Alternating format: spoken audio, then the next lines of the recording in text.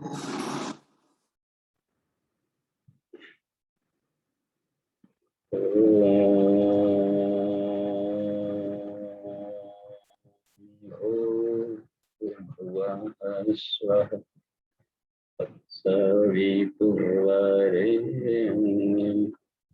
भर्गो देवस्य धीमहि धियो यो नः प्रचोदयात्। जी प्रणाम। क्रमशः हम लोग उपनिषद कक्षा में आगे बढ़े और आज 5वां अध्याय 5वें अध्याय में हम लोग आज प्रवेश करेंगे श्वेताश्वतर उपनिषद के। तो अभी हम लोग नवरात्रि के विशिष्ट साधना सत्र से गुजर रहे हैं। तो इसमें एक नवरात्रि साधना इसलिए आती है कि हम आत्म साधना करें।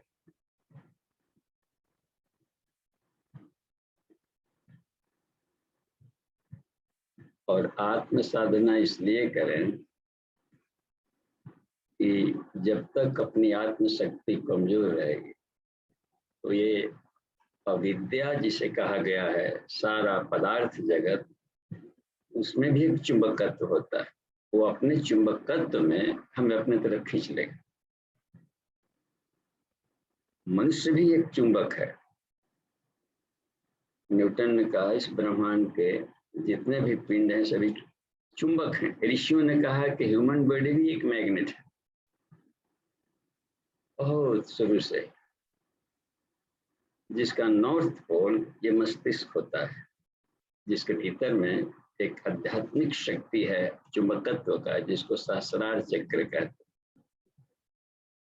और दक्षिणी ध्रुव मूलाधार चक्र है जो ऊर्जा का केंद्र है। एक चेतना केंद्र है, एक ऊर्जा का केंद्र। यदि दोनों में चुंबकत्व, इसका फोटोग्राफ लिया गया क्लियर फोटोग्राफी मशीन से, तो आभा मंडल दोनों जगह पर बनता है। और नीचे वाले पोर्शन में भी ऊपर वाले पोर्शन, इससे पता चला ये जो वायु चुंबकत्व है शरीर में, वो दोनों ध्रुवों पर कुछ अधिक है।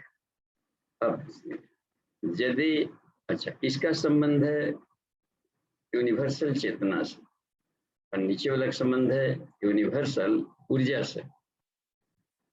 ईश्वरीय शक्ति एक समान रूप से सब में घुली है। और यदि हम अपने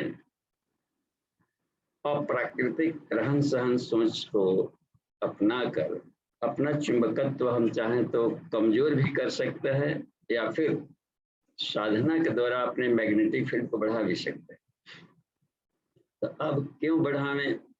इसलिए कि संसार का जो चुंबकीय क्षेत्र है, तरह तरह के प्रलोभन वाला रूप में भी आकर्षक वस्तुएं देख करके आदमी खिंचा जाता है और अपना होश भी खो देता है। रस स्वादिष्ट वस्तु मिल जाए खाने को तो उस हालत में भी कितने अपरिपक्व चेतना वाले अपना होश खो करके ओवर डाइट खा लेते हैं। पचाने से भी अधिक खा लेंगे, बाद में देखा जाएगा, अभी तो खा लिया जाए। पेट भर गया है फिर भी कहेंगे नहीं अभी और लाइए थोड़ा सा, अभी चल सकता है थोड़ा सा। अब ये क्या बात बन गई जब ऋषियों ने कहा है कि आधा पेट ही हमें डालना है, कुछ पानी के लिए भी जगह रखना है और कुछ सांस भी एकदम मत घुटे, कंठ तक हमें ठूस नहीं लेना। सिस्टम है ना, छलकते मत लगे, थोड़ा सा खाली जगह। कलश पूजा इसलिए की जाती है भारतीय व्रतों में और उपासना पद्धतियों में, कहीं अनुष्ठान में, कि कलश में देखेंगे लबालब पानी नहीं भरते, 5 तत्वों का एक अनुपात होता है उसमें। अधिक से अधिक भर भी लेंगे उसमें तो कुछ भर लिया, तो जल भी यदि भर लिया, मिट्टी तो हो गया पात्रता, अधिकांशतः जलीय चीज हम लिया भरते हैं तो उसमें 2 या 3 तिहाई तक ही भर लेंगे या आधा भर लेते हैं। लेकिन कुछ खाली जगह रखना पड़ता है हवा और आकाश के लिए। तो यह है अग्नि तत्व के लिए दीपक जला लेते हैं, पृथ्वी तत्व के लिए मिट्टी। सारा शरीर और ब्रह्मांड इससे बना हुआ है, और इसके अनुपातिक ढंग से हम नहीं रखेंगे तो ये डिट्रिएशन हो। तो यदि अपना चुंबकत्व तो कम है तो संसार का रूप जो तन्मात्राएं होती है ना, सूक्ष्म भूत, स्थूल भूत कलेक्टिव, सूक्ष्म भूत का कलेक्टिव स्वरूप है स्थूल भूत। स्थूल भूत माने पृथ्वी, जल, अग्नि, वायु, आकाश। और यही जब सूक्ष्म में हो जाएगा तो रूप, रस, गंध, शब्द, स्पर्श कहलाएगा। वही कॉन्डेंस्ड होकर के ढेर सारे मिलकर इसको पंचीकरण शब्द का प्रयोग किया, तो उसका चुंबकत्व हमें खींच लेगा अपने को। तो फिर हम जीवन में दुख पाएंगे, शारीरिक कष्ट भी होगा, मानसिक भी, आत्मिक भी। और जो देवताओं के द्वारा दैवी कहते हैं नेचुरल, अकाल, महामारी, भूकंप, ये है भूतड़, शीतलहरी, ब्लास्टिंग, ये जो पदार्थों के द्वारा, चूंकि आकाश के जो आकाशीय पिंड है, ग्रह, जो भी सारे चुंबक हैं, कभी कभी घूमने के क्रम में एक सिद्ध में आ जाता है, एक सिद्ध में आ गया तो उसका मैग्नेटिक फील्ड बढ़ गया। तो पृथ्वी का ये उसमें इसके चुंबकत्व पर प्रभाव डालने लगा।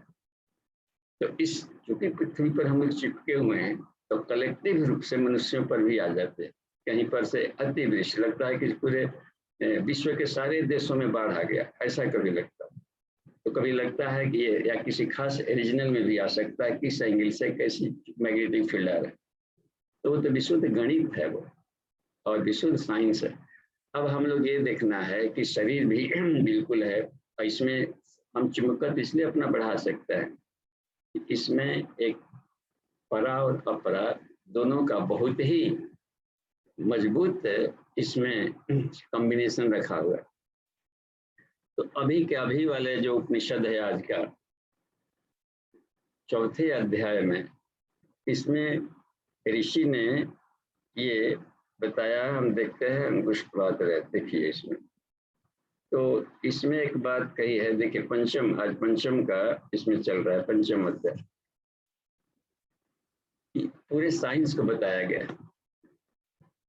परा विज्ञान है, जहाँ उपनिषद कहते हैं परा विज्ञान, और वेद कहा जाता है अपरा विज्ञान। उसमें मिल जाएगा वृक्ष, वनस्पतियां, कौन रोग में कौन जड़ी बूटी क्या है, सारा संगीत विद्या, व्यापार विद्या, अथर्ववेद तो सारे प्रैक्टिकल जितना संसार में पसारा देगा उसका फॉर्मूला है। वायुवान कैसे बना है इसके भी फॉर्मूले दिए गए। भारद्वाज ऋषि अपने मंत्रों में वैमानिकी प्रकरण दिया है, सारे ऋषियों ने जो उसमें सूत्र दिए हैं, तो सब केवल उपासना के लिए नहीं है, उसमें पदार्थ को हैंडलिंग करने के लिए भी फॉर्मूला दिए गए उसमें। और इसलिए चूंकि हम लोग साधना उस क्षेत्र में नहीं करते, उस क्षेत्र में नहीं खोज करते हैं, इसलिए हम वैज्ञानिक क्षेत्र में भी जितनी प्रगति करते हैं उससे अनेकों गुना अधिक कर सकते थे। उसको पढ़ने समझने के लिए पूज्य गुरुदेव ने, आचार्य श्री ने एक काम किया है कि एंगल ऑफ विजन दिया है कि वेद मंत्रों का वैज्ञानिक अर्थ निकालना हो तो कैसे निकाल।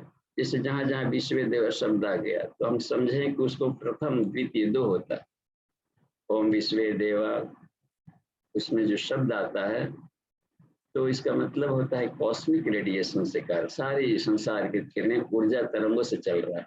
कॉस्मिक रेडिएशन ही विश्व देवा प्रथम है। अल्ट्रा वायलेट रेडिएशन से जो प्रभाव कर रहा है उसको माध्यम बना करके अल्फा रेडिएशन वाहन है, उसके भीतर में भी चेतना बढ़कर उसे काम ले रही, उसको विश्व देवा द्वितीय का। ये जो सूर्य से निकलने वाली जो बैगनी, नीला, आसमानी, हरा, पीला, नारंगी, लाल रंग के अलग अलग फ्रीक्वेंसी और वेवलेंथ वाली जो ऊर्जाएं निकल रही है तरंगें, इसी को आदित्य गण का है, या विजिबल लाइट जो हम इसको कह देते हैं। इसके बाद में भी बनता है इंफ्रारेड होता है इसमें की, तो उसको मरुत गण कह दिया है वेदों में। तो उन शब्दावलियां चूंकि अभी हम सबके व्यवहार में आउटडेटेड हो गई हैं, तो जरूरी है कि वेद को हृदयंगम किया जाए। तो युग ऋषि ने एक बहुत बड़ा काम कर दिया है वैज्ञानिक अध्यात्म का, कि इस एंगल से भी पढ़ करके साइंटिस्ट लोग खोजे तो ऋषियों के फॉर्मूलाज को पकड़ लेंगे और बहुत तेज गति से हमारा 21वीं, 22वीं, 23वीं सदी में आगे बढ़ते जाएंगे। और वह दिन दूर नहीं जब फिर से भारत पीछे के सारे सतयुग से भी आगे निकल जाएगा, क्योंकि कॉन्शसनेस के क्षेत्र में भी अब बहुत सारे साइंटिस्ट प्रवेश करेंगे भारतीय से। तो अब ये देखें कि शरीर के भीतर में या पूरे ब्रह्मांड में ये कैसे सिस्टम कर रहा है, साइंस कैसे काम कर रहा है, ईश्वरीय चेतना की क्या भूमिका है, और जो अपनी जीवात्मा है ये कैसे योनियों में जाता है, इसका साइंस केमिस्ट्री बता दिया इसमें। जब मालूम हो जाए हमें कि किन कारणों से हम फंसते हैं और विभिन्न योनियों में जाकर कष्ट सहते हैं, उन कारणों को यदि हटा दे तो हमेशा फ्री रहेंगे, जाएंगे जहां मन करे, जिस योनि में जाए, घूमे फिरे, जिस लोक में जाए, फ्री पास मिल जाएगा। और जब तक मन किया रहा, एंजॉय लिया, अब निकल पड़ा। अभी यदि जानकारी नहीं है तो गया तो उसके बस में हो जाता है, और वो कब धकेलेगा, कब करेगा, कब, इसी को बंधन कहते हैं। और गया जहां गया फ्री पास लेकर के, हर एक लोकों में गया, घूमा रहा, एंजॉय लिया, उसको कहते हैं बंधन मुक्त हिंसक। और इस भ्रमण काल में किसी भी तरह का दुख न हो, केवल आनंद ही आनंद महसूस करता है, तो उसको मोक्ष कहते हैं। दुखों के बादल इसको छू नहीं पाता है अब कष्टों से। आइए हम पहले इसके केमिस्ट्री को देखते हैं कि क्या है और क्या इसका साइंस क्या कहता है इसमें। तो आदरणीय किरण दी इसका हिंदी वाचन करेंगी, तो आप इसका वाचन करें। और पंचम अध्याय का आज हम लोग लेते हैं जी। किरण दी को स्क्रीन पर लाइए। जी बाबूजी प्रणाम। जी प्रणाम, शुरू। पंचम अध्याय। ब्रह्म से भी उत्कृष्ट वह अनंत सत्ता अविनाशी है, जिसमें विद्या और अविद्या दोनों निहित हैं, और जो प्राणियों की हृदय गुहा में निहित है। क्षरणशील अविद्या है और अविनाशी विद्या है। जो विद्या और अविद्या दोनों पर शासन करता है, वह इन दोनों से भिन्न सत्ता है। जो अद्वितीय परमात्मा प्रत्येक योनि का अधिष्ठाता है, जो संपूर्ण योनियों को विभिन्न रूप प्रदान करता है, जिसने सबसे पहले उत्पन्न हुए कपिल मुनि को विशिष्ट ज्ञान संपदा से संपन्न किया तथा उन्हें उत्पन्न होते देखा था। यह प्रकाश स्वरूप परमात्मा सृष्टि काल में इस जगत क्षेत्र में एक एक जाल को अनेक प्रकार से विभक्त कर स्थापित करता हुआ प्रलय काल में उसका संहार कर देता है। वह परमेश्वर प्रजापतियों की सृष्टि करके उन सब पर अपना आधिपत्य रखता है। जिस प्रकार सूर्य देव अकेले ही ऊपर नीचे और इधर उधर की सभी दिशाओं को प्रकाशित करते हुए दे दीप्यमान होते हैं, उसी प्रकार वह परम पुरुष भगवान प्रकाश स्वरूप और वरेनियम होकर अकेले ही समस्त उत्पत्ति कारक शक्तियों पर अपना आधिपत्य रखता है।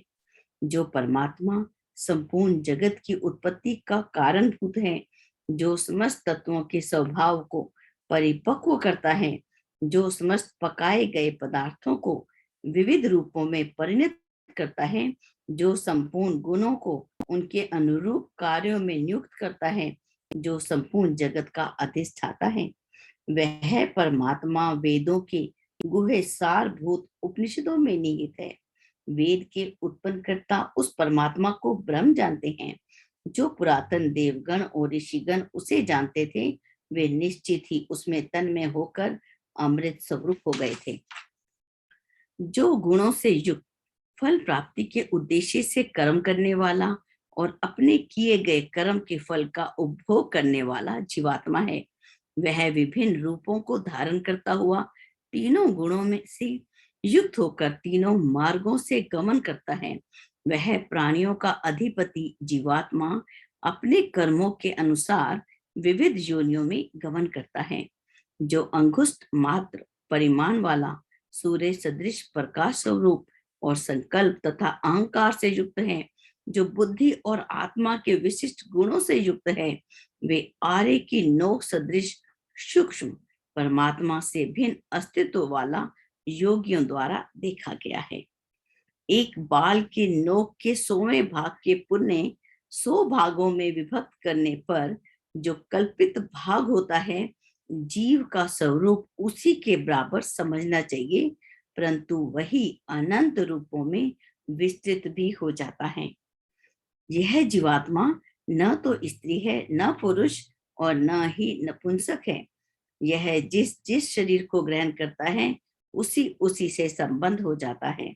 अन्न और जल के सेवन से जिस प्रकार शरीर परिपुष्ट होता है, उसी प्रकार संकल्प, स्पर्श, दृष्टि और मोह से जीवात्मा का जन्म और विस्तार होता है। जीवात्मा अपने किए हुए कर्मों के फल के अनुसार भिन्न भिन्न स्थानों में भिन्न भिन्न शारीरिक रूपों को बार बार धारण करता है। जीवात्मा अपने आंतरिक गुणों के अनुसार स्थूल और सूक्ष्म बहुत से रूप धारण करता है। अपने क्रियात्मक गुणों तथा चेतनात्मक गुणों के अनुरूप शरीर धारण कराने वाला हेतु कोई दूसरा भी देखा गया है। इस घोर संसार में उस अनादि अनंत विश्व सृजेता अनेक रूपों वाले संपूर्ण विश्व को अकेले ही अपनी सत्ता से आवृत करने वाले देव को जानकर साधक समस्त बंधनों से मुक्त हो जाता है। श्रद्धा भाव से प्राप्त होने वाले अशरीरी सृष्टि एवं प्रलय करने वाले कल्याणकारी स्वरूप वाले कलाओं की रचना करने वाले उस देव को जो साधक जान लेता है वह शरीर बंधन को त्याग कर मुक्त हो जाता है। प्रणाम बाबू जी।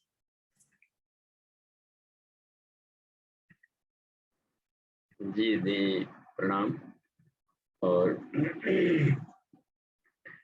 धन्यवाद हिंदी वाचन के लिए। हम लोग इसमें मात्र 14 मंत्र हैं, सूत्र हैं, सब ब्रह्म सूत्र।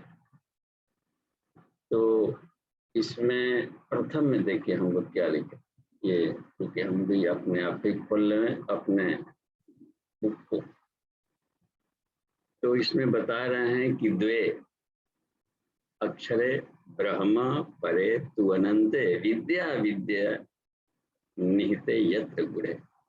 अब इसमें बता रहे हैं कि जो ब्रह्म से भी ऊपर, फिर यहाँ पर जो कंफ्यूजन होता है इसलिए पढ़ना चाहिए। इसमें पढ़ते समय इसलिए जरूरत पड़ती है कि हम अपने ढंग से यदि पढ़ते हैं तो उसका अन्य साहित्यों में जो ब्रह्म कहा गया उस अर्थ में ढुलक जाता है। अब यहाँ पर लिख रहा है कि ब्रह्म सबसे श्रेष्ठ है, पढ़ते आए। अब यहाँ उपनिषद में श्वेताश्वतर ऋषि कहते हैं ब्रह्म से भी पर है। अब समझना पड़ेगा कि ब्रह्म भी दो होता है क्या? हाँ, जैसे कृष्ण ने कहा कि हमारी दो प्रकृति है, परा परा, तो दोनों में ही वो घुला हुआ है। प्रकृति है ना, स्वभाव में तो घुला रहेगा, तो दोनों स्वभाव में है। अपरा भी उसका स्वभाव है और परा भी उसका स्वभाव। तो इसमें जो घुला हुआ तत्व है, एक तो हो गया कि अभी सृष्टि का प्रसवन नहीं किया, उसको परब्रह्म कहते हैं। और जहां भी सृष्टि का प्रसवन किया कि अब एक से अनेक बनना है, तो उसमें से अपने पूरे आयतन में से पादो अस्य एक हिस्से में क्या किया, विश्वाभूतम, उसमें से कुछ हलचल शुरू किया और संकल्प ही किया। बस संकल्प को ही प्राण कहते हैं, या संकल्प जिस प्रज्ञा से ले रहे हैं निर्लिप्त चेतना से, उसको प्राण कहती है। तब तो विराट आ जाए। तो देखिए उसका प्रसवन का क्रम बताया। पुरुष सूक्त है जो हम लोग हर पूजा पाठ में प्रयोग करते हैं, यजुर्वेद के 21वें अध्याय का, कहा कि तत्व विराट आ जाता। अब इसी जो विराट को जो कहा गया है तो प्रकाश का ही सब है, उसमें हम लोग कुछ ढूंढेंगे तो प्रकाश के सिवा नहीं मिलेगा। तो इसमें से फिर विराट जो अधिपुरुष है, तो इसी को क्रम में समझाया गया इस साइंस के द्वारा। उसके फिर अधिपुरुष निकला। अधिपुरुष का मतलब होता है जो लोगों का है, ब्रह्मा विष्णु महेश प्रजापतियों को उत्पन्न किया, इसमें कहा है, उसमें अधिपुरुष शब्द कह दिया। तो पश्चात भूमि मथो पूरा जीव जंतु को उत्पन्न किया। अब यहाँ पर ये देखना है कि उसमें तो पूज्य गुरुदेव के साहित्य में लिखता है कि हम जिस ब्रह्म की उपासना करते हैं वो विकार ब्रह्म है। विकार माने बेकार नहीं, अपर ब्रह्म। कहीं कहीं इसको कार्य ब्रह्म भी कहते हैं। जैसे बहुत भक्त लोग सगुण निर्गुण कह दिया करते हैं, तो सगुण को कार्य ब्रह्म कहेंगे। यानी जो विजिबल विश्व है, दृश्य दिखाई पड़ रहा है या नहीं दिखाई पड़ रहा है, वो भी आकाश है लेकिन आकाश दिखता नहीं, हवा का अस्तित्व है दिखता नहीं, कुछ स्थूल मन है दिखता नहीं है, बुद्धि है दिखता नहीं, अहंकार है दिखता नहीं। तो दृश्य अदृश्य जो है ये सारा पसारा, इसके भीतर में जो ब्रह्म घुल करके इसको नियमन कर रहा है, इसको कहते हैं कार्य ब्रह्म।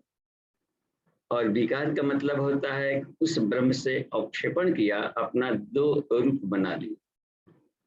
जैसे कुछ योगी लोग सिद्ध पुरुष होते हैं तो छाया शरीर निकाल लेते हैं अपने भीतर में से, अपने ही जैसा एक इमेज।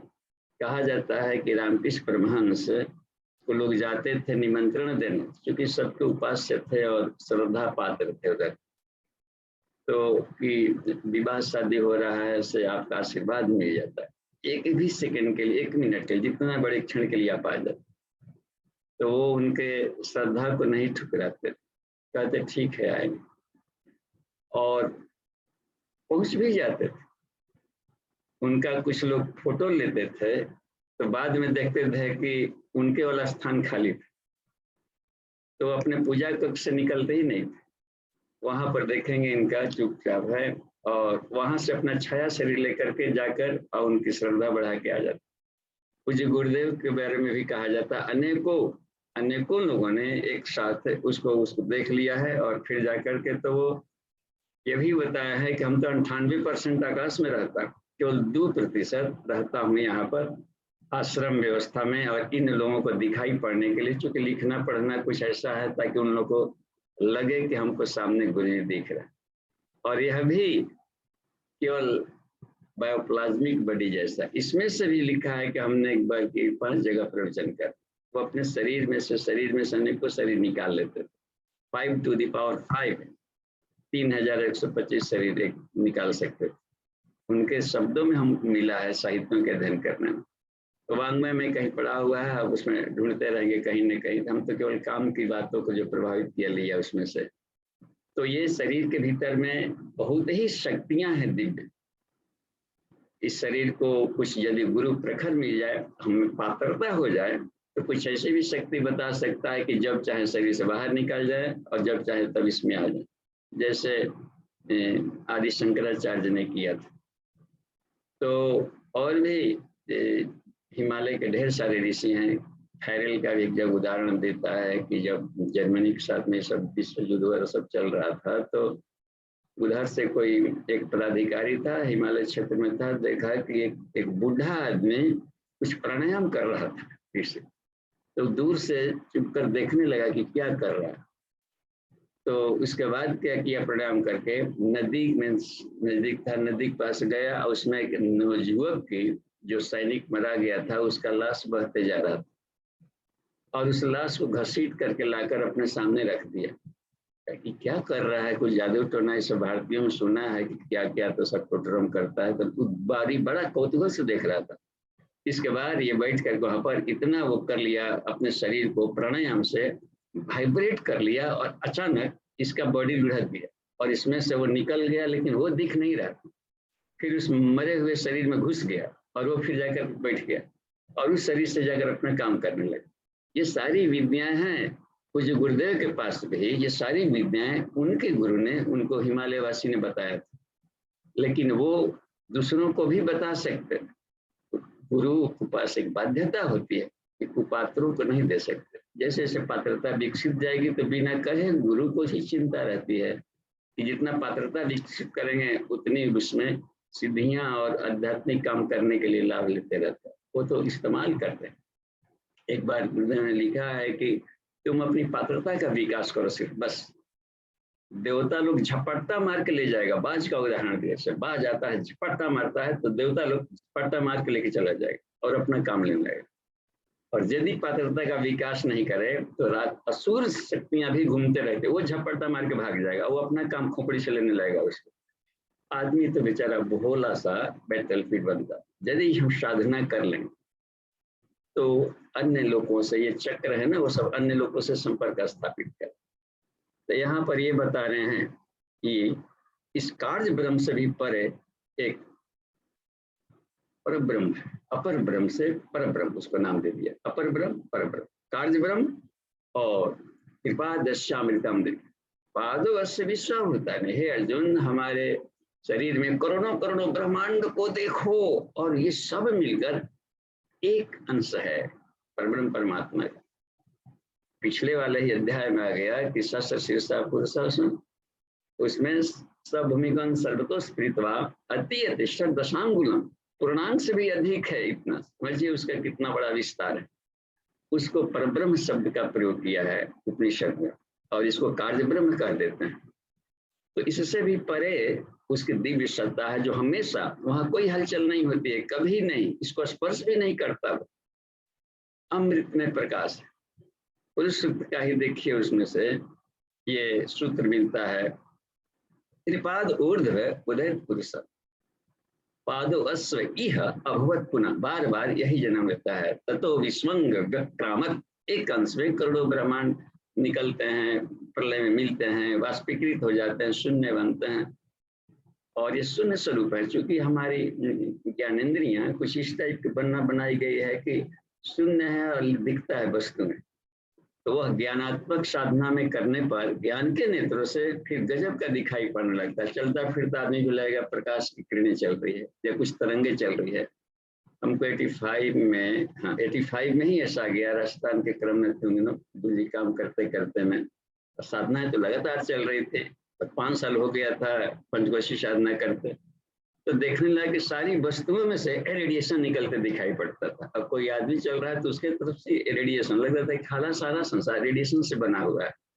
तो ये गजब के वस्तुओं में जैसे जैसे हम लोग साधना करते जाएंगे तो भीतर से ये प्रत्यक्ष सृष्टि का सारा रहस्य मिलते जाएगा। तो ऐसे भी देखिए, मान लो त्राटक जब हम लोग करते हैं त्राटक का, तो त्राटक ही बता देता है, इन खुले नेत्रों से भी देख सकते हैं कि सामने वस्तु नहीं है। दीवाल दिख रहा है लेकिन दीवाल है नहीं। ये गजब का है, कहा टो करके माथा फोड़ के दिखा दे, देखिए दीवाल है तभी ना फूटा है। तो जो फूटा है वो भी व्यवसाय है, वो भी तरंग है।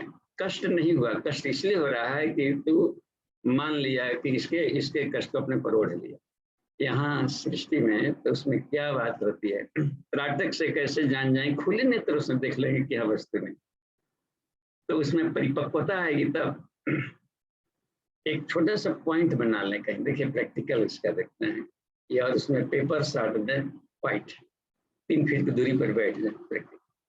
हमने इसके तो और वहां पर थोड़ा सा एक सिक्के के बराबर काला कोई कागज चिपका दे, बिल्कुल डार्क, और उसके बीचों बीच में एक पीला सरसों चिपका दे। हमने इसका प्रैक्टिकल किया था, जो किताब गुरुजी लिखते थे। तो देखते हैं कि क्या होता है, क्योंकि बंध मुद्रा प्राणायाम उसमें आ जाती है। और ध्यान त्राटक तन्मात्रा जपा नाम साधना, तन्मात्रा साधना का खूब प्रैक्टिकल, ध्यान का इनके अनुसार प्रैक्टिकल, जैसे गुरु जी कहते हैं, जप का उनके अनुसार प्रैक्टिकल, कि जप भी करो और अर्थों का भी सोचो, और ये देखो कि मैं उसमें कहाँ खड़ा हूँ। 4 दिन हो गया, 100 दिन हो गया जप करते, अभी मेरी प्रगति कितनी है, कितने अक्षरों को पचाया, ये समीक्षा भी करते चलो। तो उनके ढंग से यदि हमने करके देखा, जैसा अनुशासन दिए हैं, बताए हैं, तो पाया कि गजब गजब के चमत्कार आ रहे हैं और हाथों हाथ रिजल्ट मिल रहा है। तो त्राटक करके देखने पर ही होता है कि जो पॉइंट है, तो वो शुरू में तो वस्तु दिखाई पड़ेगा, पेपर भी, मकान भी, लेकिन जैसे जैसे कॉन्सेंट्रेशन, कॉन्वर्जेंस ऑफ लाइट, एकाग्र बिंदु पर जैसे आता है, तो आसपास की वस्तुएं देखना बंद हो जाती, और वो सरसों है वो अब अपेक्षानुसार चलना शुरू कर देगा। फिर बाद में उसके भीतर में सोचेगा, अच्छा इसके भीतर में देखते हैं क्या है, तो सरसों भी गायब। तो सूर्य के साथ जो त्राटक करते क्रम में पाया कि जो बाकी जो आभा मंडल है सविता का, वो बड़ा सा, कितना बड़ा सूर्य दिखाई पड़ता है। तो जब वेद उपनिषद कह दिया कि यो असौ आदित्य पुरुषो असौ हम, यानी सूर्य की आत्मा और अपनी आत्मा बिल्कुल एक है। तो और इधर कहता है कि शांताकारम है, अत्यंत शांत है, शीतल है, और वो इतना गर्म किसे हो गया। तो हमने यही सोचा त्राटक करते समय, शुरुआत में तो उगते सूरज का कुछ एक दिन किया, लेकिन वो उसका इफिशियंसी बढ़ती गई, तो और ऊंचाई पर और ऊंचाई पर, और बिल्कुल ही जब चमकने लगा, अब आंखों को नहीं बर्दाश्त हो रहा था, लेकिन कुछ दिन के नाड़ी शोधन प्राणायाम से हुआ क्या कि आंख के भीतर के वो जो ये होते हैं ऑप्टिक नर्व्स, क्लीन होते गया, तो वो चुभन बंद हो गया। अब खुले नेत्र से देखने लगे, जब देखने लगे तो इतना बड़ा औरा छोटे से नीले सूरज में बदल गया, और उसके भीतर देखने लगे तो वो जो हीट आती है सूर्य को जलाने वाली, हमारे लिए वो शीतल किरणें देने लगे, क्योंकि गजब। इसी शीतलता को चंद्रमा फिल्टर करके और पृथ्वी पर देता है, और चंद्रमा की किरणों से ही वृक्षों वनस्पतियों में मेडिसिनल गुण आते हैं। जो औषधियां हम देखते हैं विभिन्न रोगों को ठीक कर रहा है आयुर्वेद का, ये चंद्रमा की किरणों से टहलते हुए आकर किसमें घुसा हुआ। तो वो बहुत ही, ये सारे तो हमको मान लीजिए औषधि लेना है, तो यत ब्रह्मांड तत्पिंड, इस शरीर के पिंड में, शरीर में पिंड में सारा ब्रह्मांड, जैसे मान ली कि रोग दुख हो गया बाहर, तो अस्पताल में जाके दवाई ले लिया और जड़ी बूटी पेड़ से खा लिया। जब कह रहा है कि पेड़ पौधे शरीर के भीतर भी हैं, तो हम बाहर क्यों दुकानों पर जाए, अपने भीतर से ही वो संजीवनी बूटी लिया, उसको खा लिया। तो वो अब चंद्रमा से हम क्यों ले, डायरेक्ट सूर्य से क्यों नहीं ले? और आगे जो एडवांस स्टेज आएगा तो हम बाहर वाला सूर्य से क्यों ले? जब भीतर में ही है अंगुष्ठ मात्र में पुरुषा, इसी में भी ईश्वर बैठा हुआ है, तो भीतर ही से क्यों नहीं ले? तो बिल्कुल ही साधक भीतर ही, फिर बाहर का आंख तो बंद है, तो आंख बंद कर रहा, ध्यान रहा है तो ठीक ध्यान कर रहा है, तो ये तो पसारा बंद है, और ध्यान भी कर रहे हैं तो बाहर का ही इमेज का। तो ये स्टेजेस चलता है साधक को आगे बढ़ते। बाद में सिर्फ आत्मा, और आत्मा के भीतर भी छेद करके देखना पड़ता है कि अरे यहाँ तो परब्रह्म परमात्मा है, यानी मैं भी, मेरा भी अपना कोई अस्तित्व नहीं है, हमको भी कोई और चला रहा है।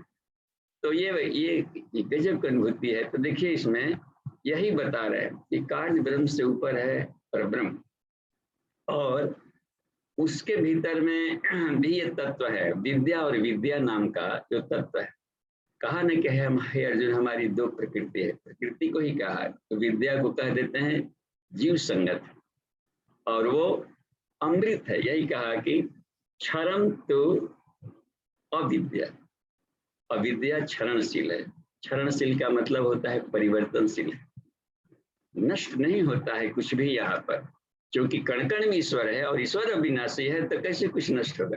अब रह गया कि नहीं, दिख रहा था कि उसका शरीर था और अल्लाह से सड़ गल करके बायभूत हम जला दिया, कहाँ वो सब है, नहीं मिल रहा है, वो नष्ट नहीं हुआ। उसके 72,000 अरब जो बड़ी सेल्स थे परमाणु, वो स्वतंत्र उसके न्यूक्लियस होकर के फ्री हो गए। बस जेल का कैदी को छोड़ दिया गया, सारे कैदियों फाटक खुला, सारे कैदी भाग घूम टहल रहे, कितना मजा सब ले रहा है, और अपने ढंग से अपनी जर्नी अपना करेंगे। फिर यहाँ कुछ भी नष्ट होने वाली चीजें नहीं है। तो परिवर्तनशील है और एक अपरिवर्तनशील सत्ता रखा, इसको जीवात्मा कह दिया और इसको सारा संसार कह दिया, जगत को। तो अपने से इससे ट्रक बना लेता है, गाड़ियां बना लेता है, और अपने उसमें ड्राइवर बन करके ईश्वर अपना इंजॉय लेते रहता है। तो यही इसमें बता दिया है कि ये दोनों ईश्वर के अनुशासन में काम करता है। तो ये पहले सूत्र का कितना शानदार साइंस इसमें बता दिया गया। आगे जाकर के देखते हैं, वह परमात्मा प्रत्येक योनि का रिश्ता है। ये जो 84 लाख योनियां कही गई है, चिपकली, मेढक, केड़क, उसका अधिष्ठाता है, खुद बनाया है। तो ईश्वर इतना दयालु है और इतना ज्ञानवान है, और कहा कि मैं खुद अपना मकान में रहूंगा, उसी में जाकर रह रहा है। अपने मकान को काहे खराब बनाएगा। हम ही लोग को नहीं चलाने आता है, चले नावे अंगनमा हंगनमा टेढ़, कुछ ऐसा लोग एक है कहावत, तो उसमें इसका मतलब है कि हमको कमजोर आदमी दूसरों को दोष दे देता है, अपने हो गया गलती से। और ये कि देखिए, एक तो छात्र इतना गजब का था कि परीक्षा में उसका जो फेल हुआ, तो कहा कि पिताजी आप समय पर चिट नहीं पहुंचाए थे, आप पहुंचा देते तो हमारा ये होता। देखिए हमारा कॉपी छीना गया, अब वो उसको दोष दे रहा था। अब कहिए, चिट ऊर्जा वाला उनकी डांटता। अब बेचारे वैसा पिताजी भी ऐसा निकल गए कि देना था चिट बगल में, और सीमेंट वाला दुकान वाला वो रखे थे, क्योंकि वो भी चिट दूसरे से खरीद के लाए। तो दिला था अपना प्रश्न का उत्तर, हल सीमेंट वाला भाउचर दे दिया, वो भी लिख दिया, कहा कि लिख दिया, सब लिख दिया है, लेकिन उसमें हमने देखा कि वो क्या तो क्विंटल जैसा लिख रहा था, ही नहीं लिखा क्विंटल का, तब देखेगा असली चीज बात नहीं है। ऐसे ही चल रहा है, एक दूसरे पर लिखा होती है, तब क्या किया जा सकता है। हर कोई एक दूसरे को दोष है, उसके चलते नहीं बढ़े, इसके चलते नहीं बढ़ा, वो रुकावट डाल दिया। संसार में साधक के लिए कुछ भी रुकावट नहीं है बस। और अपनी यात्रा करने के लिए तो वो जो रुकावटें बनाई भी गई है, बाधा दौड़, इसलिए नहीं कि रुक जाए, मसल्स मजबूत करो। तुम्हारा नाम मनुष्य है और मनुष्यता को कहते हैं पराक्रम। मनु माने पराक्रम होता है, और जिसमें पराक्रम नहीं, मनुष्य ही नहीं है। और पराक्रम तभी ना आता है, पराक्रमो नरस्यस्ति महत्व महिता गुण, और उदय संभवस्तः, पराक्रम का उदय कौन है, पराक्रम का जन्मदाता कौन है, संघर्ष अन्यथा। बिना संघर्ष का पराक्रम नहीं हो जाएगा।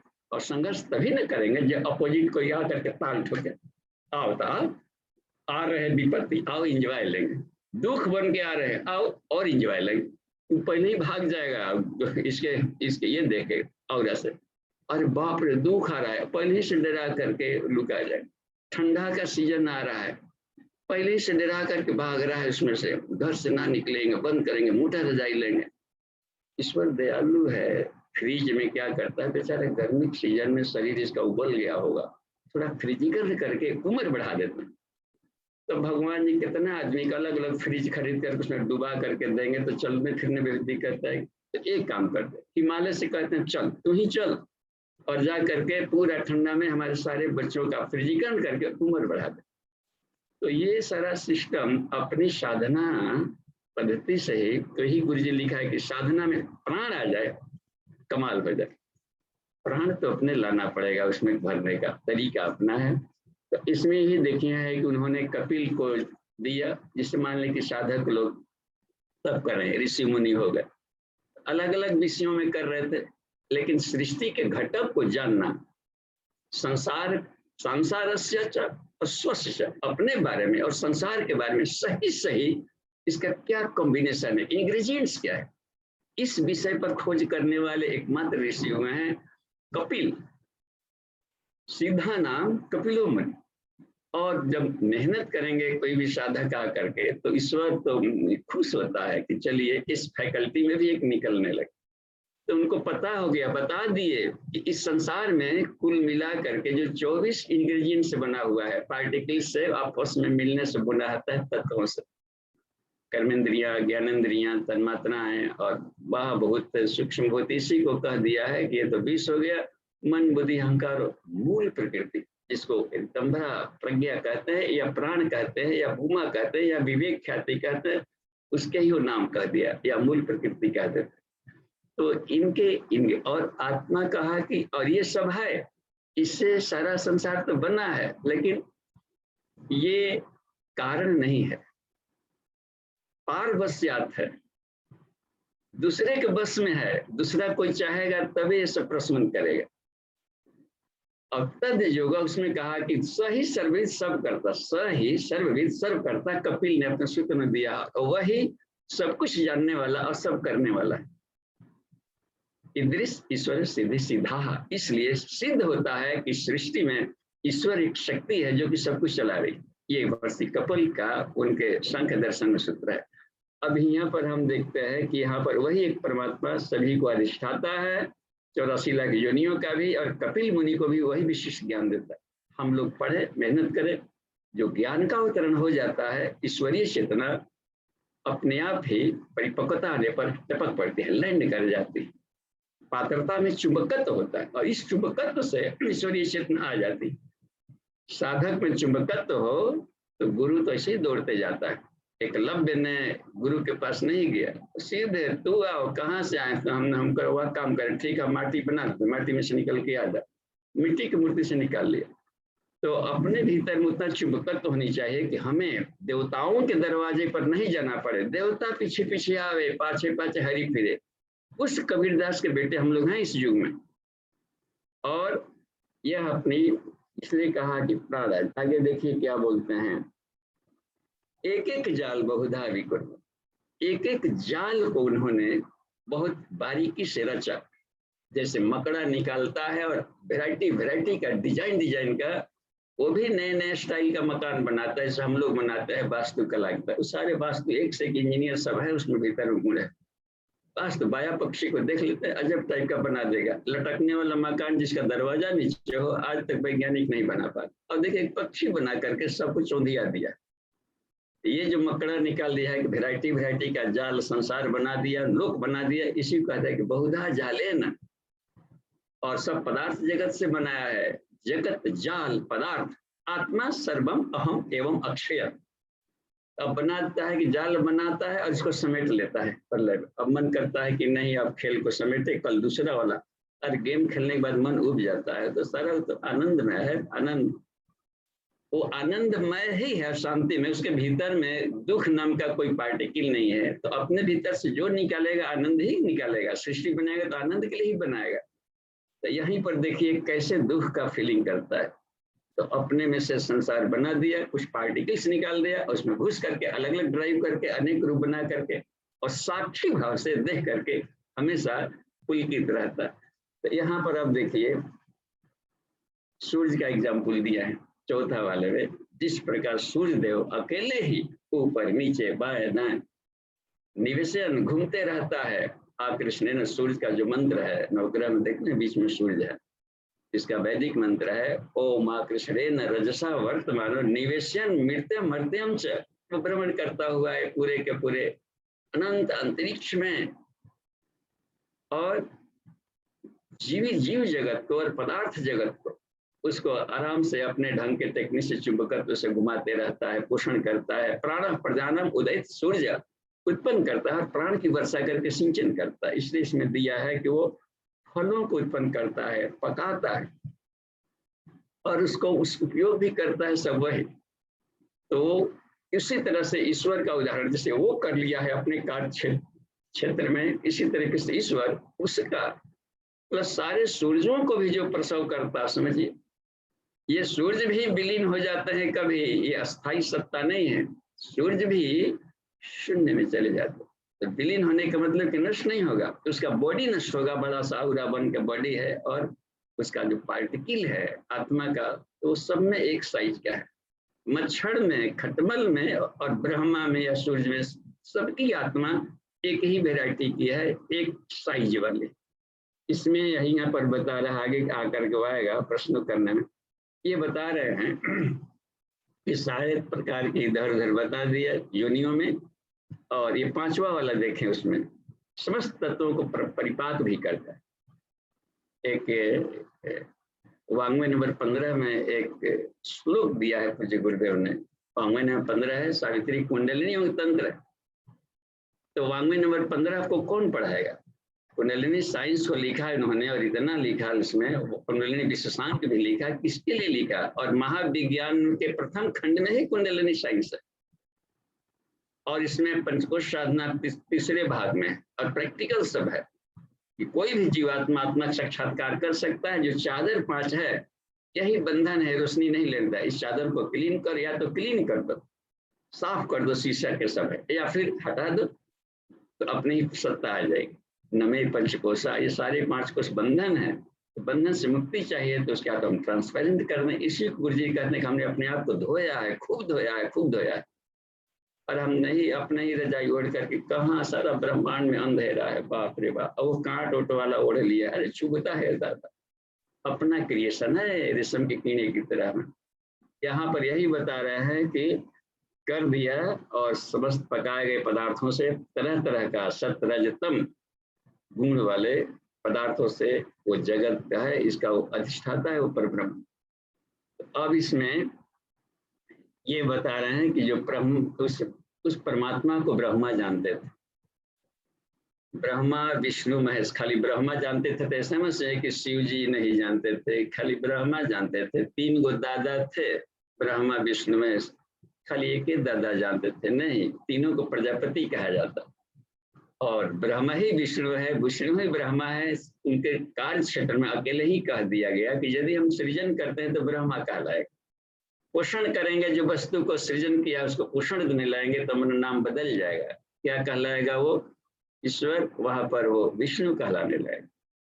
और जब देखेगा कि बूढ़ा सड़ गल गया शरीर को, इसको नया चेंज करते हैं, वासांश जीर्णानि यथा विहाय नवानि गृह्णाति नरो प्राणी। से आदमी को देखता है कि पुराना शर्ट हो गया, फट फूट गया, हितई में जाना है और वहां जाना है, क्लास में जाना है, देखते नया डाल के आदमी प्रेस करके पहन लेता है। ऐसे ईश्वर भी खेल खेलते रहता है, देखता है कि यह जीव बेचारा बच्चे का शरीर जीर्ण हो गया है, फेफड़ा सड़ गया है, खांसी हो रहा है, बलगम हो रहा है, डॉक्टर कह दिया है कि अब तक देखिए टाइम अपना सारा मशीन खत्म हो रहा है, तो दया करता है। क्या दया करता है? बिल्कुल नया फ्रेश और ताजा दे देता है। और उस तरीके से जैसे शरीर को छोड़ता है तो निकलने वाली आत्मा 10 फीट ऊंचाई से देखते रहती है वह जीव, और देखता है कि अरे ये एक वहां भी शरीर है और यहाँ भी मैं हूँ, प्रकाश है। अरे लोग रो रहा है, तू कंधा को पकड़ के हिलाता है, तू मत रो, हम ही हैं, हम बिल्कुल स्वस्थ है, पहले से बढ़िया शरीर मिल गया है। हम लोग इतने है कि हमारी कान है उसकी आवाज को नहीं सुनती है, गजब। अब चूंकि उसके पास हाथ नहीं है तो हिलाता है तो हम लोग हिल नहीं पाते।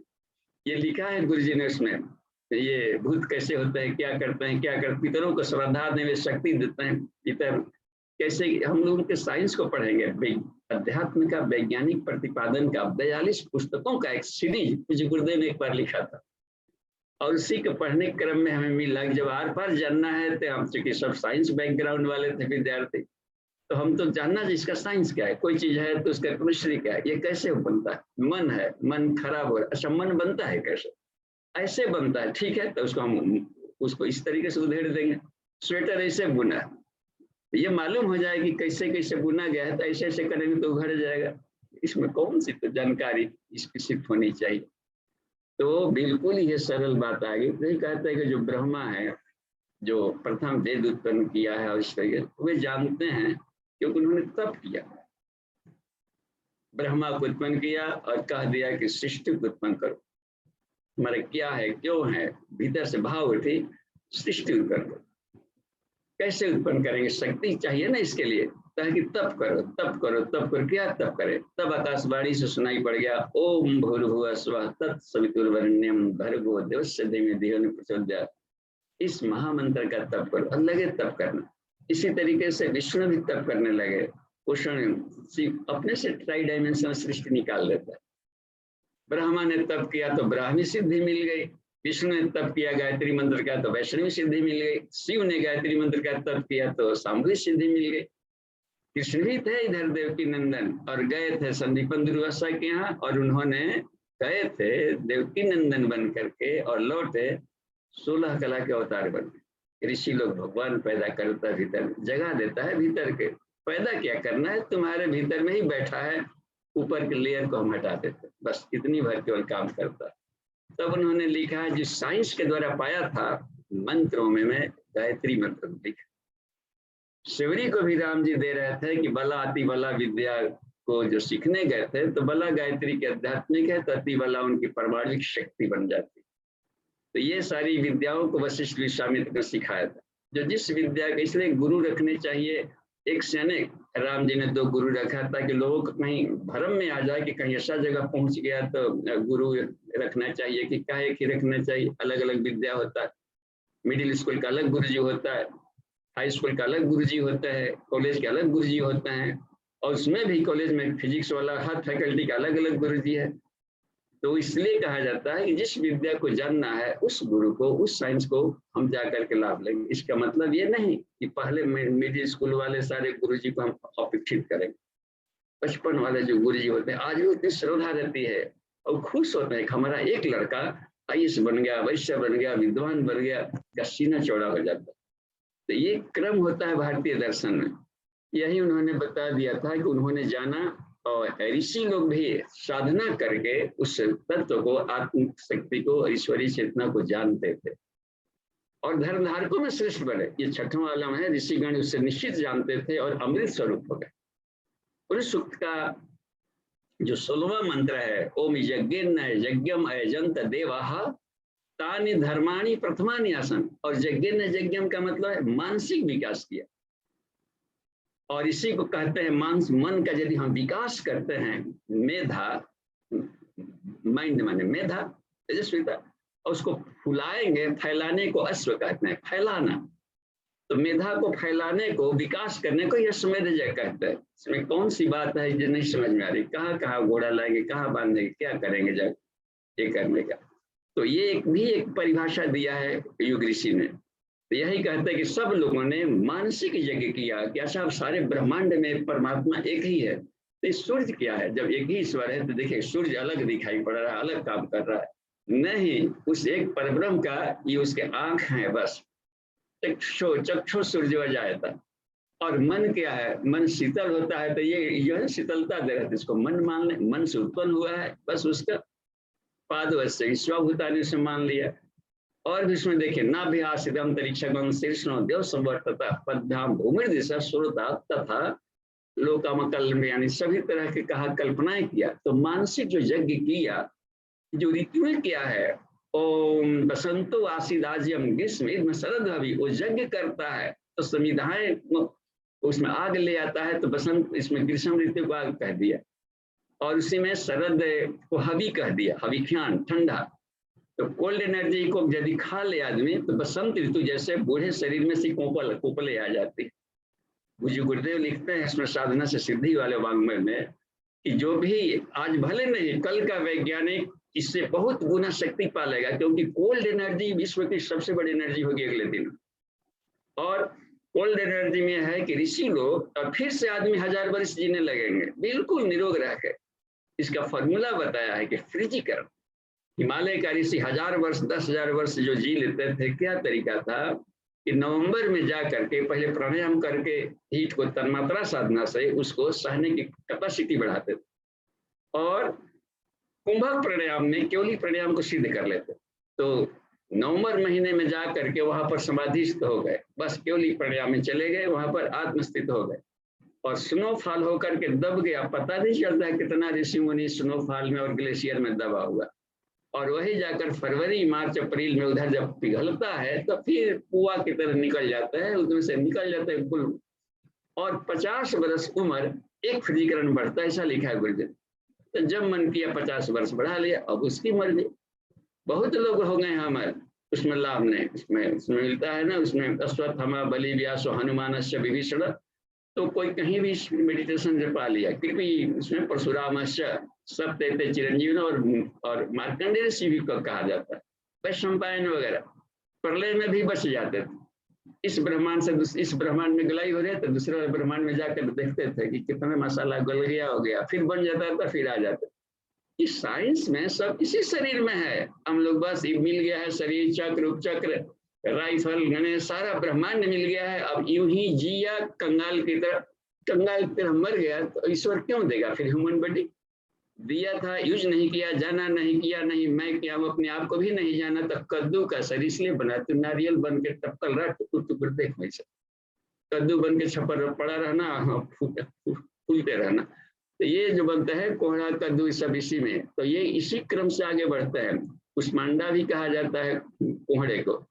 इन यात्राओं में जाकर के 8वां 9वां क्रम में 9 चक्र जगाते हैं, तो सिद्धि चक्री बनते सारे। एक एक चक्रों की व्याख्या की गई नवरात्रियों में।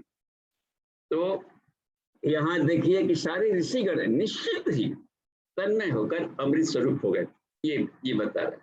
तो जो भी साधना करेंगे साधक, तो वे पूर्णता को पाएंगे।